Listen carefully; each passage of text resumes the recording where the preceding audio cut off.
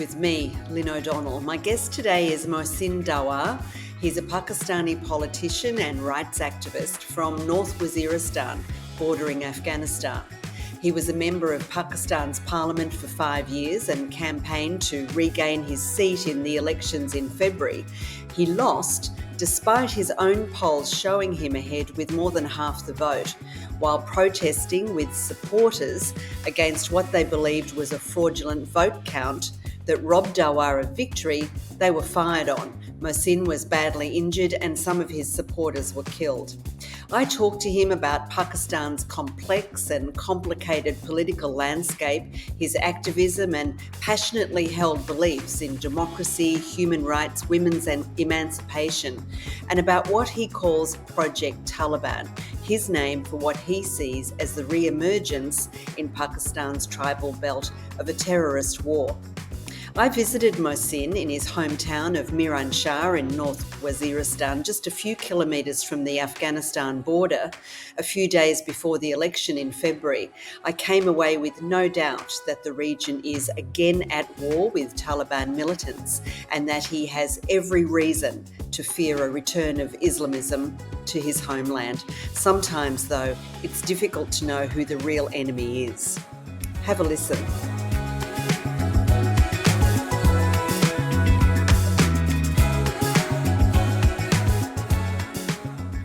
Mohsin, welcome and thank you for your time today. Please first accept my condolences on the violent death of the journalist Kamran Khan in recent days. I believe he was killed in Tapi village close to your home in Miran Shah, and a place where you were ambushed in January while campaigning for election. Can you tell me a little bit about that episode? Well, thank you so much, first of all, Lynn, for inviting me to your podcast. Well, as you mentioned that in the start of January, the election campaign was, about to start, because we were filing the nomination papers and all the requirements, which are required to for election. Meanwhile, we were invited to Tapi village for a few corner meetings by our party members. And on that day, the moment we entered this village, we were attacked by some militants, and they straight away fired on my vehicle, which was fortunately an armed vehicle, and that's why I luckily survived, because when I was repairing my car, the person who was working on it, he told me that the first shot was the headshot where you were sitting, and it was it seems to be from a trained shooter, and also the rest of the bullets, they were um, fired in such a way that it were hitting, either on the head or on the neck or somewhere. But later on, they just brushed and they fired on the my entire vehicle. There was hardly any space left which was not shot, and they also tried to shot the oil tank of the vehicle when they realized that the vehicle is armored. So they thought that if we if we shoot on the oil tank, so it may get fire, and then yeah. So, but then with a rebuttal from our friends and the police who was accompanying me, um, they disappeared. I don't know why, whether they got some injuries or they got some damage, but they disappeared for a while, and we entered um, a home which was close to that that area. Then I called my friends, my party workers, the people of my tribe, and I called the police. And when all of them, reached that place, we started to move back again. But then, the moment I delivered a short speech and I entered, we started moving, we were attacked again. And this time they were properly stationed from in places which were unknown to our friends, because um, they were firing from different areas from the top of the surrounding hills, and it was at this time a bit difficult. So the police accompanying me, they had too many calls to the to their high ups for rescue and for heli support Mm. from the military, because there is a one division army with lots of capacity and lot of every kind of equipments with them. So, but that these calls, they the calls went in vain, and nobody came for rescue. But our friends and the police who was accompanying me, they fought, and they fought until the militants disappeared from the screen once again. So from the start till the end, the entire process of fighting in the first stage and then the break and the next one, it went for almost 2 hours, Mm. and Mm. then well, luckily all of our friends remained safe, except two of our friends who got bullet injuries, but they were um shot in the safe zone. Well, I saw photographs of your car. I think 80 bullets were taken out of the car. And as you say, there was a bullet hole right in front of where you would have been sitting, and one right at the side. Yes. This was a serious, sustained attack, clearly meant to kill you. I noticed that there was hardly any coverage, maybe, a very small report in the Pakistan media. Had it been um, someone of your stature in any other country, it would have been front page news, screaming from the TVs for weeks and weeks, but it just disappeared. And then you came under attack again while protesting for access to the counting room after the February 8 elections. And on that occasion, you were injured, and some of your supporters and friends were killed. What were the circumstances on that occasion? Well, I think the first attempt was also planned to contain me from the election campaign. And Mm.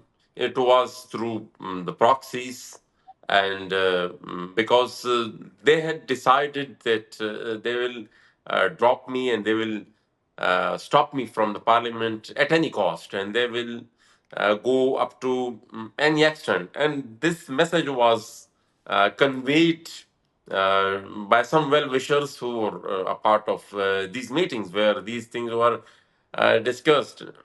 Mm. And the message Mm. conveys was that the decision is on the top level of the military, not the local, command. So the plan was to stop me from the parliament at any cost, and I think for the same purpose, um, I was attacked by the militants.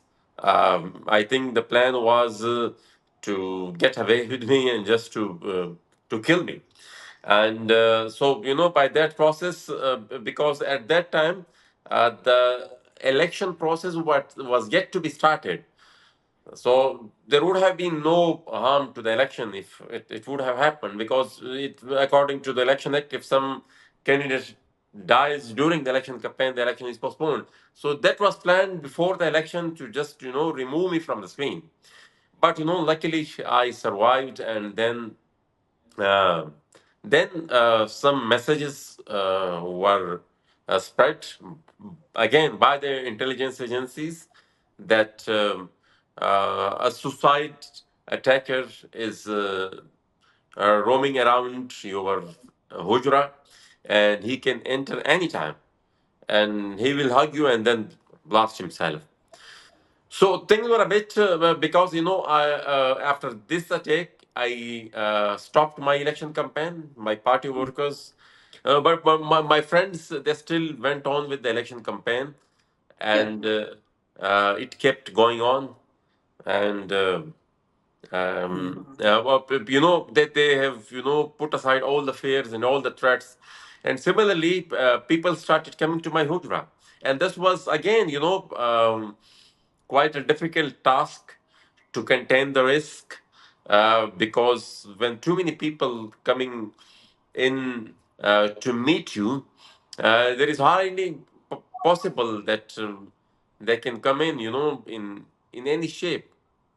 Yeah. So, but we kept going on with that, and we faced all the threats, and went all the way to the election day. But on the election day, we were informed that in the same village, Tapi, uh, uh, where Kamran Dawar was shot last day, when we sent our female polling agents to that village, the moment they reached the polling station, they faced a bomb blast, and our female polling stations were brought back by our friends, our party members, to our village, in unconscious condition, and they almost collapsed because the intensity of the blast was too much that Mm. it has affected them a lot. So when they came back, it started from that, and so it was just one incident. Same kind of incident happened in different areas of the constituency, but still the lead was too much that they couldn't they didn't understand what to do next. And just to add on to this, I think I was the only political worker um, who stated in live video 2 days before the election that the news which I am hearing and the information which I am getting is that they're going to stop me at any cost. Yeah. And the last option they will use is the Form 45. Because after the attack and after spreading the news of suicide attackers, still, the campaign went on, and then by uh, deploying the political workers who were government officials also of other political parties, uh, on the polling agent as a presiding officer on polling stations of my home village. So they used all the tactics, but I still believe that even with all these things, we will win. But I still thought that they're gonna do, even if they, if they're gonna succeed in all these things, they will still do something. And the last option was again the Form 45, and I was the only one who stated in a live video that the last option they're gonna use will be tempering the Form 45, and that's Yeah. what Just happened. to the Form 45 is the validation of the final count. Yes, it's the validation of the final count, and And this was, it's a final result of the polling station. yeah, yeah. So, So but the counting group, for 2 days, yeah. I was in the returning officer's office where all the results were coming, and we were on the lead. But on the second day, late night, about 2 a.m. or something like that, we decided that to take a break and seal the Jarga Hall where the counting was going on. The same practice we did on the first night also. So we went to a friend's residence in the near colony, and the next day when we came out, the our office was sealed, the district commissioner compound was sealed, and we were not allowed to enter the counting room and to observe the counting process. And then we decided to protest. And the moment I went out, because our party members were waiting at the gate of Miran Shah Kent for 2 days.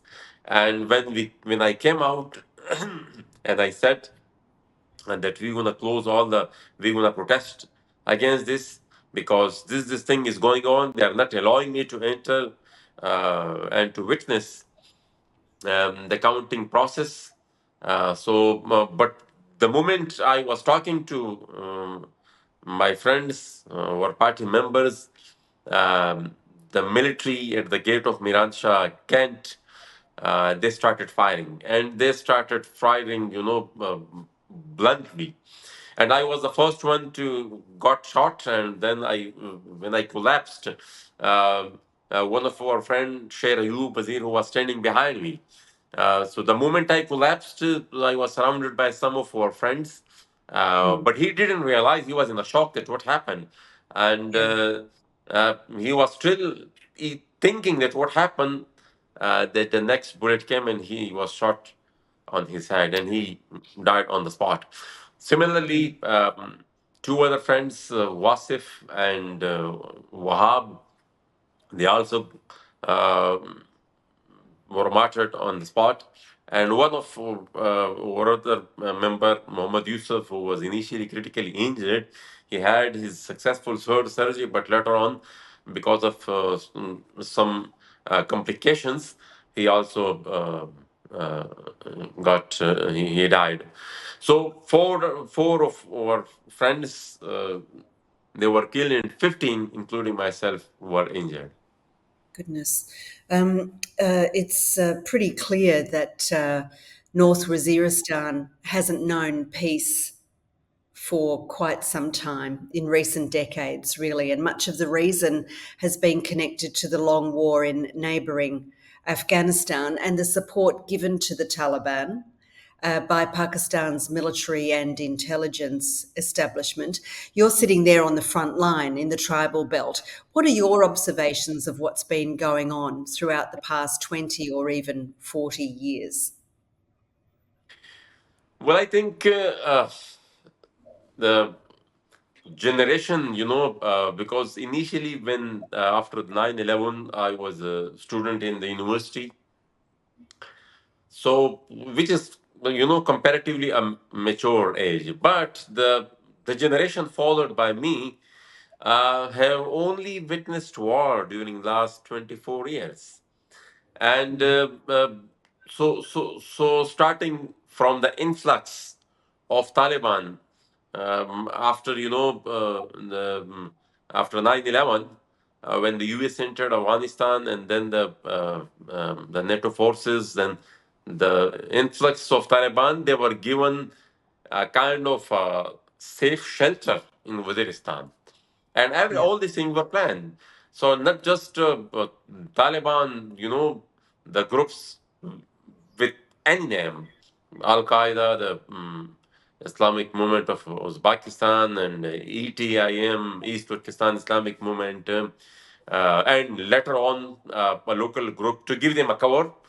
A local group of Taliban with the name of TTP was formed, and I believe that the only reason of the formation of TTP, Tehrik-e-Taliban Pakistan, was to give a cover to all the militants coming from Afghanistan, to give a perception to the rest of the world that these are not the people who have come from Afghanistan. These are the local Taliban, and they have their own agenda. They have their own objectives. Although all these things were the same, and we have been telling it from the very first day that there is no difference between these Taliban and those Taliban who have fought in Afghanistan or who are fighting in Afghanistan right now. So during all these times, we have seen death and destruction. We have seen humiliation. We have seen every kind of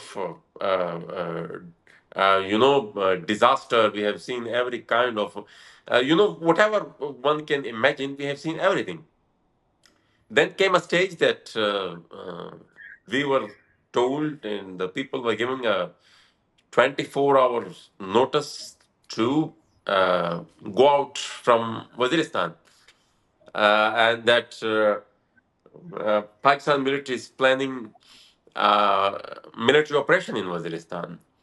People, with such a short notice, they went out having and carrying nothing with them and left all what they have, in their homes. So they remained in Yeah, camps about for a very long 2014. time. Yeah, Yeah, yeah. They yeah, they remained in camps. They were confined in camps for a yeah. very long time, leaving behind big, and very um, with spacious homes behind in their own area and confining themselves within a tents in the Mm, hot summer of Badu and uh, the adjacent districts.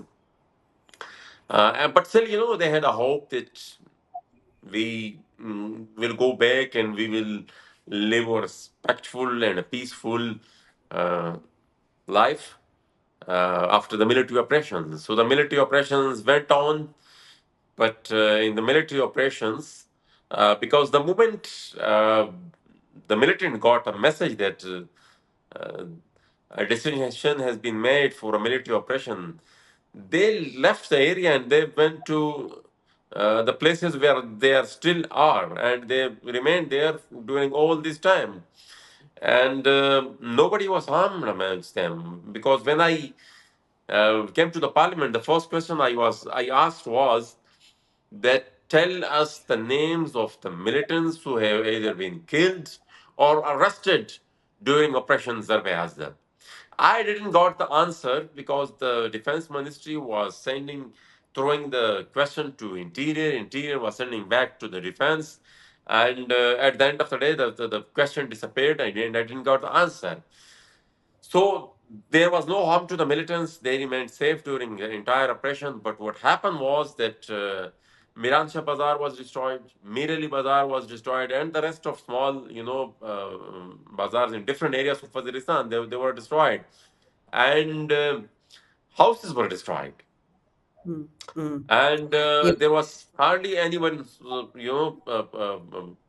home left uh, safe and remained untouched. mm, So that phase, when they returned, they saw everything destroyed. And apart from that, uh, they saw, some worse kind of torture and humiliation again. Because during that time, when you have to move from one village to another village, you had to seek permission of the military, and you have to enter yourself, and they're registered, and they will give you a receipt, and only then you can move from one village to another village. So that was the situation. And if any kind of mishap happened, then the people were they were made responsible for whatever happened, because in my own village, um, a family who came back, and they were removing the remains of their destroyed home. And during that process, some minor and ID, something like that, it blasted, and a young man was killed in that. mm, So, followed by that incident, the military came and they picked up his father and his uncles, his family members, and they were then taken to a torture cell, and they were tortured. From where did this mind came? So the funeral was waiting. His son's funeral was waiting, and the family was taken. They were in their custody, and they were forced to tell that who brought this mine. They were said that mm. our son was killed, or a young man is killed in this. So why are you blaming us? Yeah, They- we should mm, blame you. That why don't you clean all these things before bringing us back? So this yeah. kind of incident it took place, and then I then think a lot of people after. don't understand. A lot of people don't understand the impact of the Pakistani establishment support for the Taliban in their war against the US NATO republic government has also really dreadfully impacted people on your side of the border and people that you know and people who support you. I think that that's missing. And when I visited you in February, I was really quite shocked to see that um, the level of development is so low. You know, the roads, electricity, water, schools, hospitals. There is really nothing there for people to come back to, even if their homes were still standing. So there is a very great level of neglect, even while now, with the Taliban returned to power over the border, the blowback is again impacting your part of the world very, very severely. You know, you are talking about the human development and all the things, all the the basic needs associated with that. Yeah, Well, I think if someone asks me, or I believe anyone from my area, I think all these things are secondary for them. They are still fighting for their basic right to live. yeah, They are yeah, fighting yeah, with their initial right to just live. So they have been deprived of that. Uh, all the rest of the things, I agree. They're also the basic needs, and you cannot survive with all these basic things. But before that, something comes, which is a right to live. So this is something which we have been deprived from. As I said, that when the people came back initially, they were treated like this, and then after the political uprising in the region and mm, uh, the very large scale mass mobilization, it went. But the things got contained for. Although still the target killings were going on, but there was an opinion that there is some sort of political awareness right now amongst the general public because they have been through a lot. But things got worse after the collapse of Kabul, because then there remained no hope, and the influx of Taliban after that was on such a large scale that even with a lot of political activity, and we have been calling it from the very first day. Since I went to the parliament, from the very first day in my speech to my last speech during the entire 5 years, I have, categorically raised the resurgence of Taliban time and again. yeah, But the moment I used to start talking about the militancy, uh, the speaker would switch off my mic. And at that time, again, the speaker, secretariat, and the entire assembly was in the control of a military. And they deployed a colonel in the National Assembly to control all these proceedings. So yeah, once I said in the parliament that why are you guys so reluctant to hear about when I talk about militancy and when I condemn militancy and when I talk that Taliban are coming back? So why are you stopping me from saying that? Why are you stopping me from reporting it in the parliament of Pakistan? I said it gives a perception, and it endorses a perception that this is uh, a military project, and it's a state-sponsored project, and that's why you do not want to hear something bad about it, and you want it to get spread. You know, one more thing which I would like to mention is that all these things, it happened with the consent of the West, with the consent of the US and all their allies. I think it was never possible that they didn't know about what Pakistan was doing, because they had the US had their base camps in Balochistan, and Pakistan provided safe shelters to Taliban in Pakistan. Both were, operating from Balochistan. So Yeah. now they were not fighting with each other within the territory of Pakistan. Both were going to Afghanistan to fight against each other. So how Yeah. come was that possible that the US, with such a being a superpower and being such a big military power, such a big access to they have technology and they have everything. So I Yeah. think and being with such a massive presence here within Pakistan also.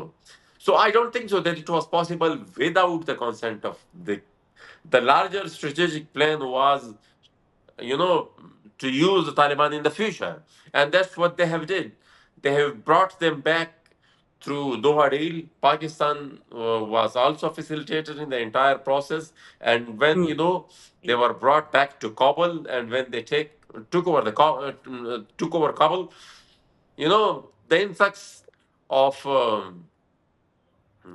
the Taliban, it started, and then under the umbrella of talks, they spread, they got spread in the entire Pakhtunkhwa, and now in most of the district they had de facto control. Well, this is what you refer to as Project Taliban, right? Well, So yes, what? this project Taliban, yeah, this project Yeah. Taliban is something which started uh, against because Project Mujahideen was also sponsored by the US. Then to Yeah. counter the Project Mujahideen, because they were Mm. in bits and pieces, and they were, it was a bit hard to control all of them. They were countered by the Taliban. And one more thing which I would like to mention is what happened with the Mujahideen after they took over Kabul through Taliban. I think the same kind of thing is going to happen to Taliban through ISKP. I think history is repeating itself, and um, because Taliban Mujahideen fought with the name of religion, Yeah. Taliban fought against them with the name of religion. Now ISKP is fighting against Taliban with the name of religion. So Mm. the religion is the tool, but the objective is again the one and only, to keep the entire region in a chaos, and to keep the entire region in turmoil, and to keep the cycle of the war going on. And the purpose is to contain the Belt and Road Initiative and the economic expansion of other emerging powers like China, and also to keep a check and control on the Russia and the West, or the US wants to keep their hegemony no on the entire world, and that's what the strategic purpose of all this project Taliban is. Mm.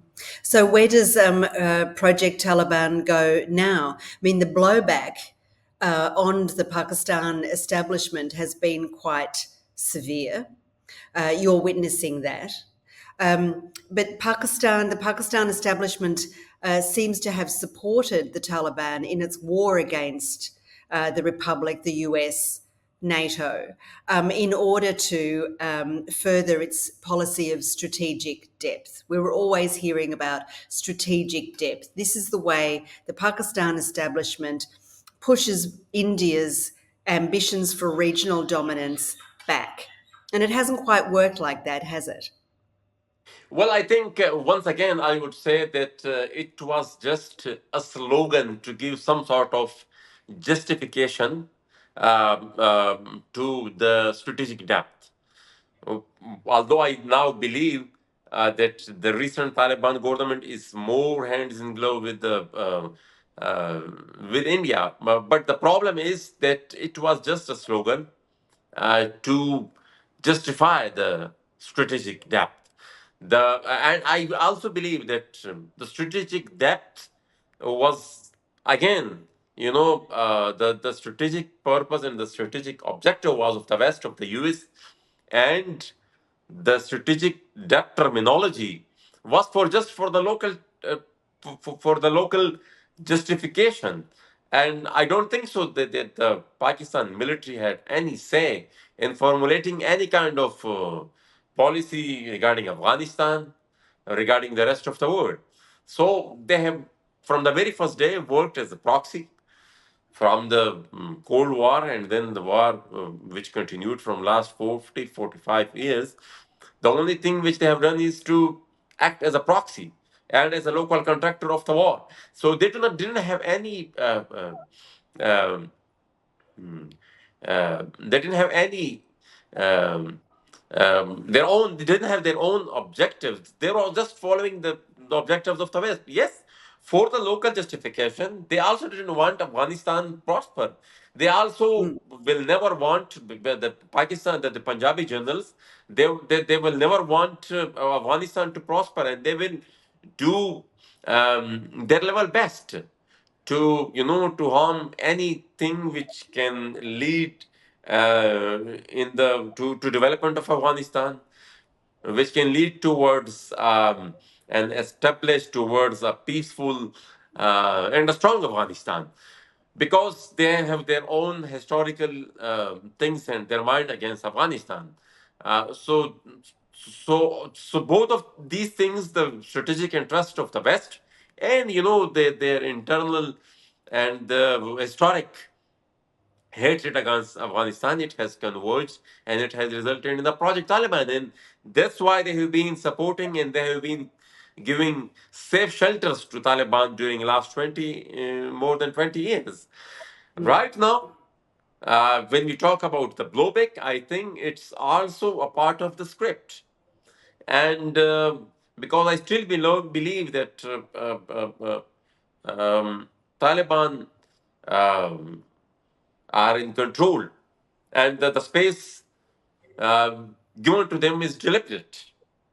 mhm, And because it's a policy of the West, so then it's a policy of Pakistan, because they want Taliban to get spread in the entire region of the Afghanistan and Pakhtunkhwa and up to the Wakhan corridor. So mm, Pakistan also wants the same. So there mm, is.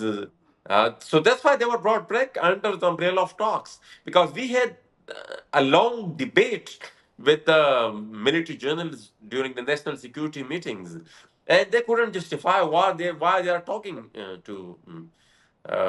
why they're bringing them back.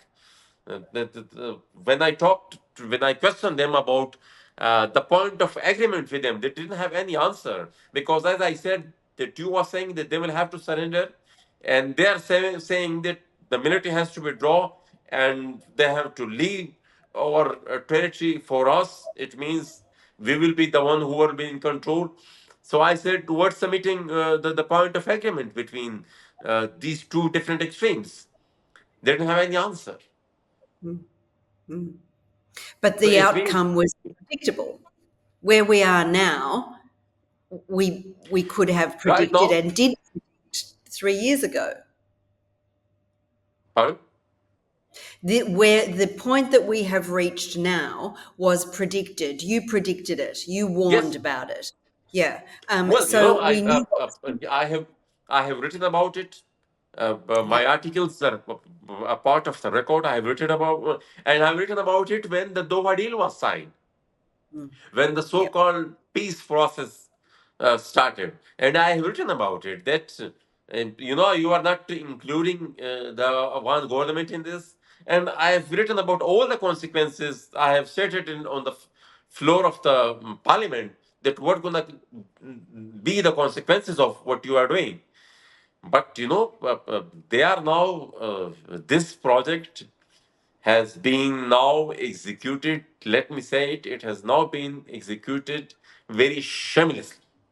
They don't care about people talking against them, people coming out and protesting, Mm. people coming out, with rallies and press conferences and with everything. They don't care. So the next step, ISKP. Yes, because the moment the Taliban regime will get a bit softer, the moment they will started the moment they will start building relation with the neighboring countries, the moment they will start implementing the BRI, the moment they will start making taking some progressive steps, the moment ISKP will come out with even more intensity, with more capacity, with more money, with more equipments, and the process will start that when they gonna take over Kabul after that. So this is a cycle um, Yes. uh, which is keep going on from last 45 years. What's the worst case scenario? It seems to me that the Pakistani state is facing an existential threat from Project Taliban. ISKP, Project ISKP will not make things any better. What's the worst case scenario? Well, the worst case scenario is I know that the threat is there, but it is a designed threat. Let me say it very Okay. categorically that Yeah. whatever happens, it will be happening with the consent of the state of Pakistan. Any regional development happening, it will be happening with the consent of the state of Pakistan. If they already had a de facto control on many of the districts, like as I said, North Waziristan, Banu, Lucky Marwat, Tang, Khan, and South Waziristan, and some other areas also. They had a de facto control. So, but if there is, if if there is a formal takeover in some of the areas, it will happen with the consent of the state of Pakistan and Mm. with the Western designs, and it is highly expected because the intensity with which the militants are moving and with the indifference they are facing in the space they are getting from the Pakistani military. So it is very much obvious that um, sooner or later, um, Mm. unless Mm. the Pakistani journalists made their mind, changed their mind, and um they they decide to to not becoming a part of this new great game, then there is a possibility that it can be contend. But right now, um, all everything seems to be in the line, and they are working on the script. Yes, I think that script was pretty clear, wasn't it, during the evacuation from Kabul? We saw that horrific explosion outside the airport that claimed an awful lot of lives, including US soldiers. But that was blamed immediately on ISKP. Anyone who had been watching the war in Afghanistan for the decade previous would have thought that that was a Haqqani network attack. It looked like, it smelled like a Haqqani network attack. But almost immediately, the President of the United States, Joe Biden, said the Taliban can be a counter terrorism partner of the United States against ISKP. And since then, ISKP has been the big new enemy. Well, I think they think that they can fool people for Yeah, time and again, but I believe they cannot. yeah. The previous days they issued a joint statement with the Pakistani officials that we gonna fight jointly against TTP and ISKP. So it against they believe that the rest of the world they do not understand what we are doing, so they create terror and then they come out to act against that terror.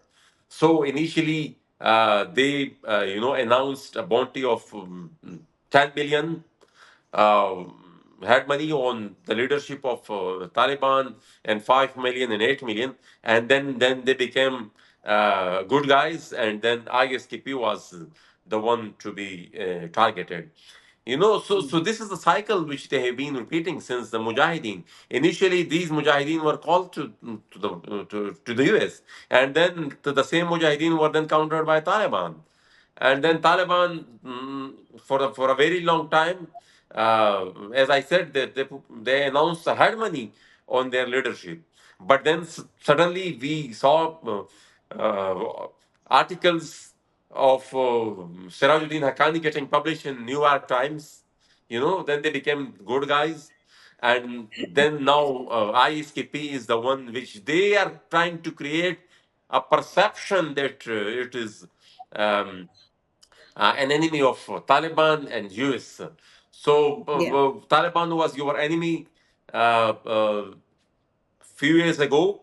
What happened during that time? How come that enemy converted into your ally?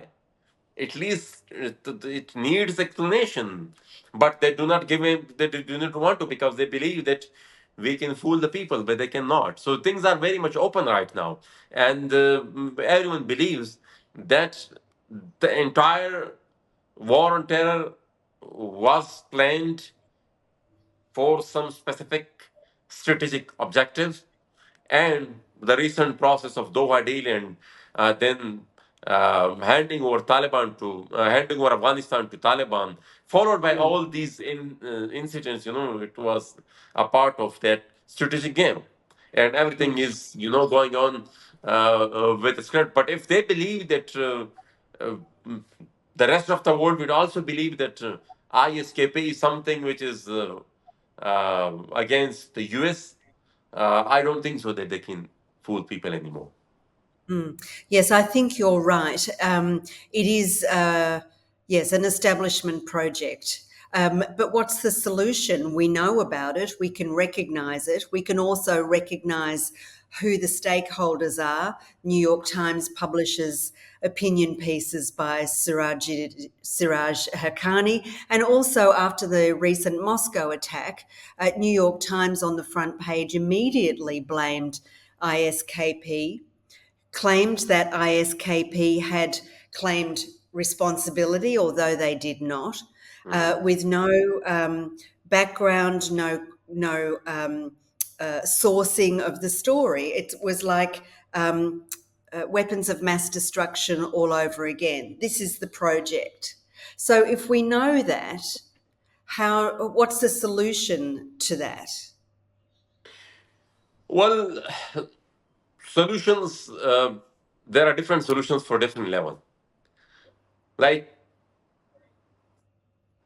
the US, they will never back up from their strategic objectives because they believe that we should keep our hegemony on the rest of the world. So they will keep going on and with whatever they have done and whatever they are doing right now. If we talk about Pakistan, there is a chance for the Pakistani establishment to get out of this mess of fighting and again, and become a proxy of the U.S., which it is from its inception. There is no Yeah, doubt about it. yeah, But it is for the Pakistani state to decide that whether they want to be a proxy and um, be a proxy until they destroy their own country. Um, so it's now up to them. And for the people of Pakhtunkhwa in Afghanistan, the only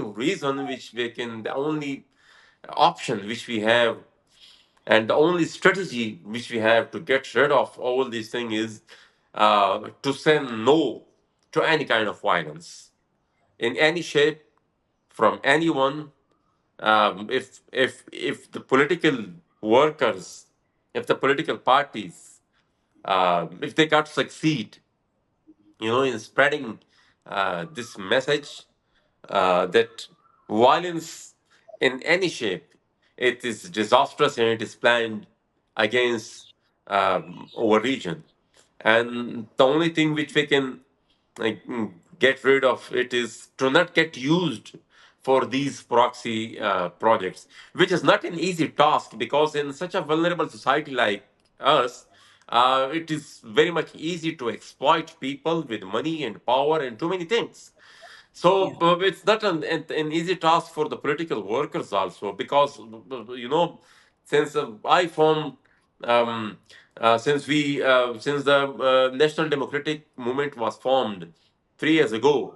Since that day, when I started, the campaign from my own constituency because it is the one which I believe that it's gonna be affected the most. So I started going from one village to other, and I moved around the entire Waziristan. And my, message was very simple: that do not get co-opted by any kind of movement or organization who is pushing you towards violence. Mm. Mm. Temporarily you might get some incentives, but in the long run it might be very harmful for yourself, for your family, for your entire village, for your entire district.